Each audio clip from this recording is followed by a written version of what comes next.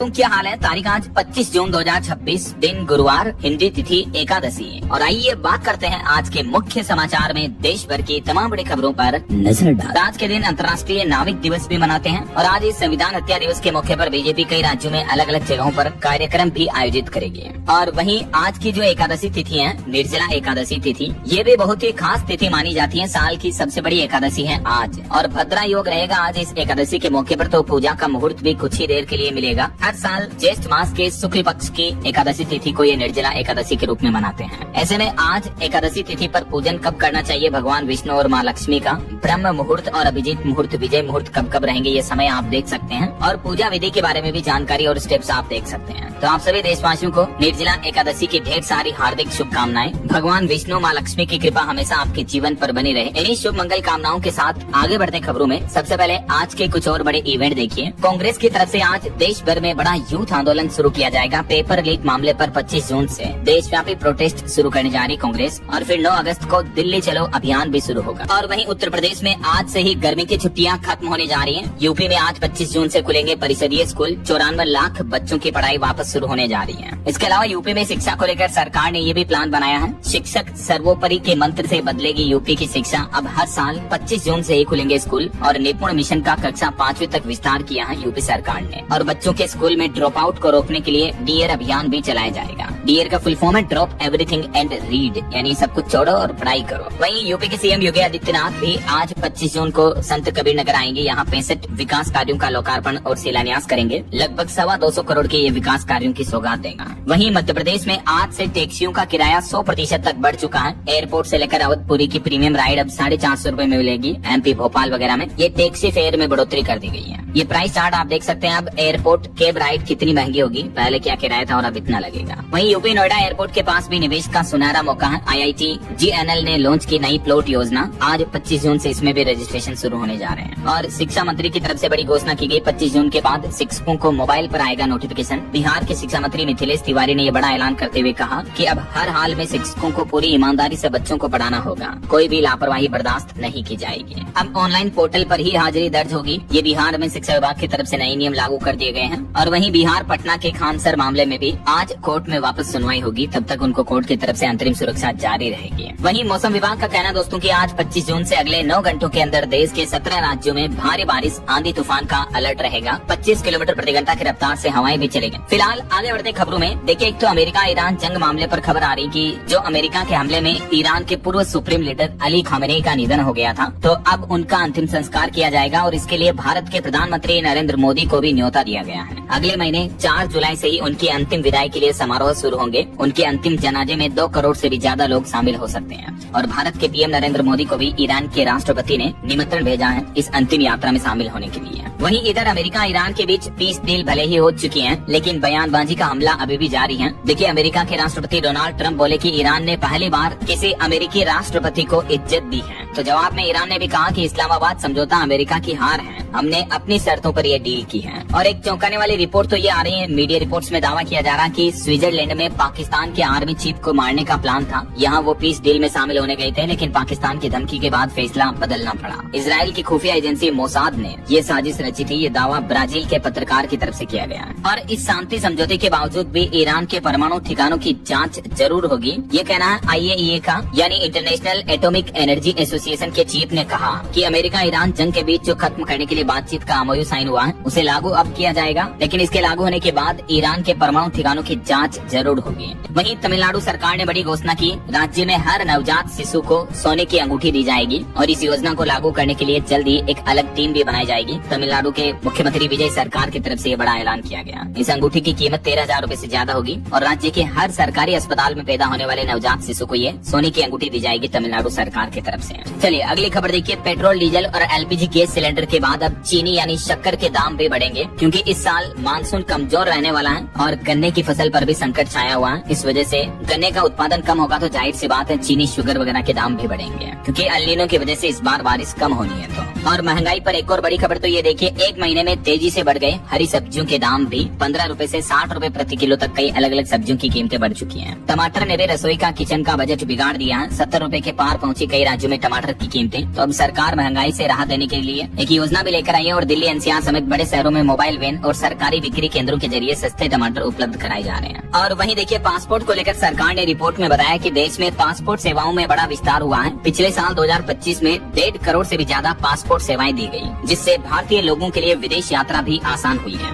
विदेश मंत्रालय की तरफ से ये डेटा जारी किए गए। लेकिन दोस्तों, पासपोर्ट को लेकर विदेश मंत्रालय ने बीते दिन पासपोर्ट सेवा दिवस के मौके पर एक और अहम जानकारी भी दी, जिसके चलते देशवासियों में चिंता बढ़ गई। बात कुछ यूँ है कि विदेश मंत्रालय का कहना है कि पासपोर्ट आपकी भारतीय नागरिकता का प्रमाण नहीं है। विदेश मंत्रालय ने लोगों की इस गलत फहमी को दूर करते हुए कहा कि पासपोर्ट किसी की भी नागरिकता का प्रमाण नहीं है, बल्कि ये केवल एक ट्रेवल डॉक्यूमेंट है जो लोगों की विदेश यात्रा को आसान बनाता है। हाल ही में कुछ महीनों पहले आपको पता होगा, सुप्रीम कोर्ट ने भी ये साफ किया था कि आधार कार्ड भी भारतीय नागरिकता का प्रमाण पत्र का डॉक्यूमेंट नहीं है, बल्कि ये भी केवल पहचान का दस्तावेज है। और इसी साल जून में वोटर लिस्ट को लेकर भी सुप्रीम कोर्ट ने कुछ ऐसा ही बयान दिया था। तो उसके बाद लोगों में कंफ्यूजन इस बात को लेकर बना हुआ है कि आखिर फिर भारतीय नागरिकता के लिए ऑफिशियल डॉक्यूमेंट क्या है। तो बीते दिन पासपोर्ट सेवा दिवस के मौके पर सरकार की तरफ से, यानी भारत सरकार के विदेश मंत्रालय की तरफ से ये भी क्लियरिफिकेशन दिया गया कि पासपोर्ट भी नागरिकता का दस्तावेज नहीं है, यानी पासपोर्ट इंडियन सिटीजनशिप के रूप में आपको प्रूव नहीं कर सकता है। ये केवल एक ट्रेवल डॉक्यूमेंट है जो कि विदेश यात्राओं को आसान बनाता है। अब ऐसे में सवाल ये कि आखिर भारत की नागरिकता के लिए प्रावधान क्या है। तो हमारे संविधान कानून के मुताबिक 26 जनवरी 1950 या उसके बाद से 87 तक भारत में पैदा हुआ कोई भी नागरिक ऑटोमेटिकली जन्म से ही भारतीय माना जाएगा।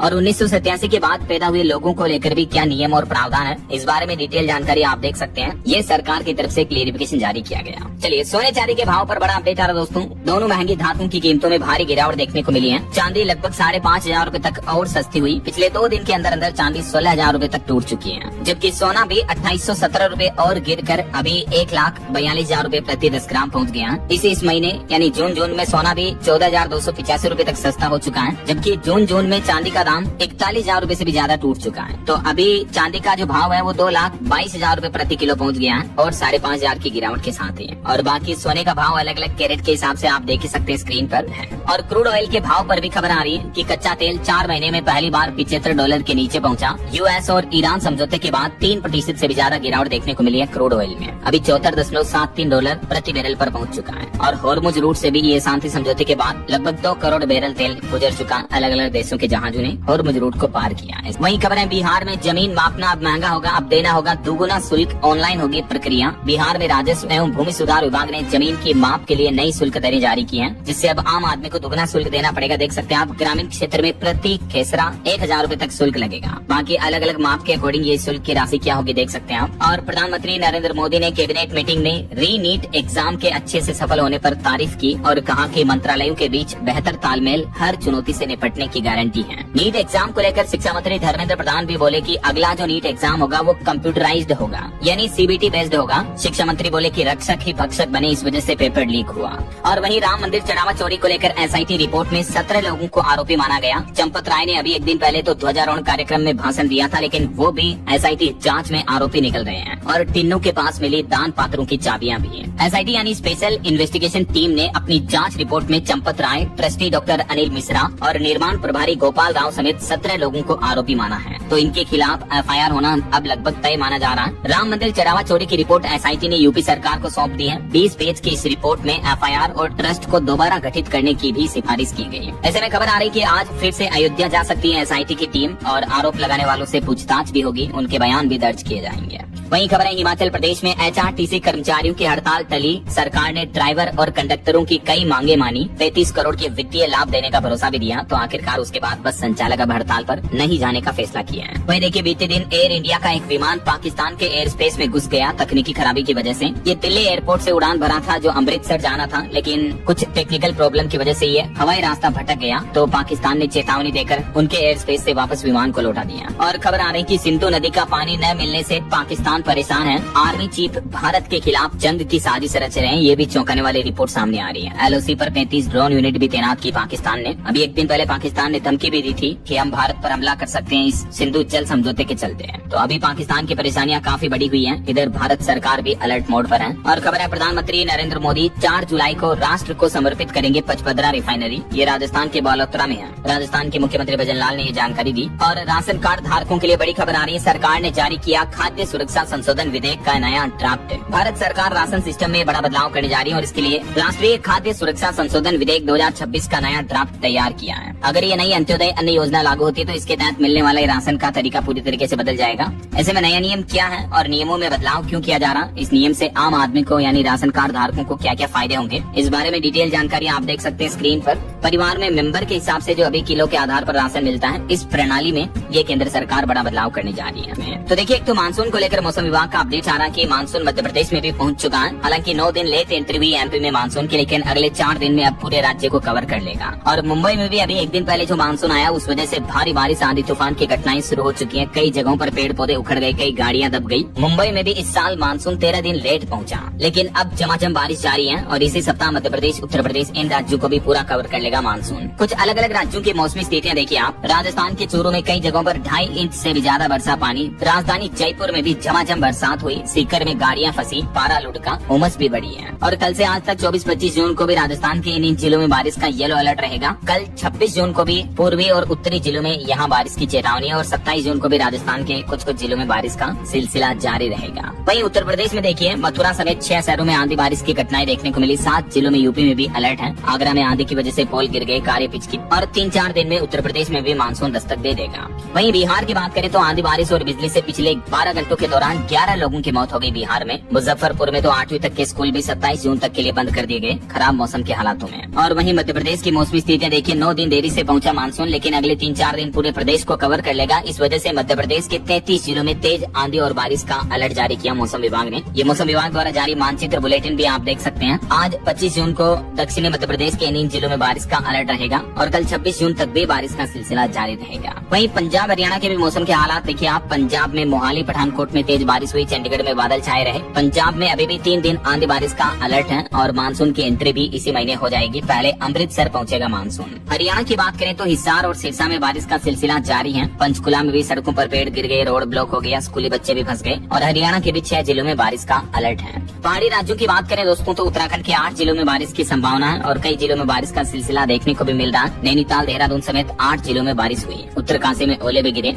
और हिमाचल प्रदेश के भी कई जिलों में तेज बारिश चल रही। किन्नौर में बादल फटा। 29-30 जून को और जमकर बरसेंगे बादल हिमाचल में तो। और हिमाचल में प्रशासन ने भी चेतावनी दी। कई लोग सेल्फी लेने के लिए नदियों में उतर रहे हैं टूरिस्ट, लेकिन वो अपनी जान जोखिम में डाल रहे हैं क्योंकि नदियों का जल स्तर कभी भी अचानक बढ़ सकता है। ऐसे बारिश के मौसम में बादल फट जाते, कभी भी भयानक बारिश हो जाती है। तो प्रशासन की चेतावनी को भी नजरअंदाज करें, टूरिस्ट ऐसी गलती ना करें। ये देख सकते हैं सरकार और मौसम विभाग की तरफ से आम लोगों के लिए ये सुझाव भी दिए गए कि बारिश आंधी तूफान की घटनाओं में मजबूत इमारतों में रहें, खिड़कियों से दूर रहें। किसानों को भी ऐसे हालातों में खेतों में न जाने की सलाह दी है। बिजली के खंभे और पेड़ों से भी दूर खड़े हों, लंबी यात्राएं भी ना करें और तेज हवाएं चलने पर बिजली उपकरण को भी बंद कर दें। वहीं अरुणाचल प्रदेश में भी अचानक आई बाढ़ के बाद असम राज्य में भी हाई अलर्ट जारी हुआ। निचले इलाकों में खतरे की चेतावनी है। बाकी अगले 2 दिन आज 25 जून और कल 26 जून को देश भर के अलग अलग राज्यों में मौसम का हाल, स्थितियां क्या रहेगी देख सकते हैं आप स्क्रीन पर। मार्केट अपडेट्स पर नजर डाल लेते हैं। बीते दिन भारतीय शेयर बाजार में तेजी देखने को मिली। सेंसेक्स 791 अंक चढ़कर 76,991 पर बंद हुआ। निफ्टी भी 200 अंक की तेजी में रहा। और वहीं अडानी ग्रुप का प्लान है 1.5 लाख करोड़ का रिकॉर्ड निवेश करेगा। साल 2035 तक 10 गीगावाट परमाणु ऊर्जा क्षमता बनाने का लक्ष्य तय किया है। अडानी ग्रुप की 34वीं AGM मीटिंग में खुद अडानी के चेयरमैन गौतम अडानी की तरफ से ये ऐलान किया गया। वो बोले कि भारत में अच्छा खासा निवेश बढ़ाएंगे, बिजली उत्पादन क्षमता को भी बढ़ावा दिया जाएगा। इतना ही नहीं, हेल्थ केयर सेक्टर में भी अडानी ग्रुप बड़ा कदम उठाने जा रहा है। अब एक ही छत के नीचे आपको वर्ल्ड क्लास मेडिकल सुविधाएं मिलेगी। दरअसल अडानी ग्रुप ने भारत में हेल्थ केयर को बेहतर करने के लिए Adani health city AHC launch करने का ऐलान किया है, जिसमें 1000 बेड वाले multi speciality hospital, medical college वगैरह सब कुछ एक साथ होंगे।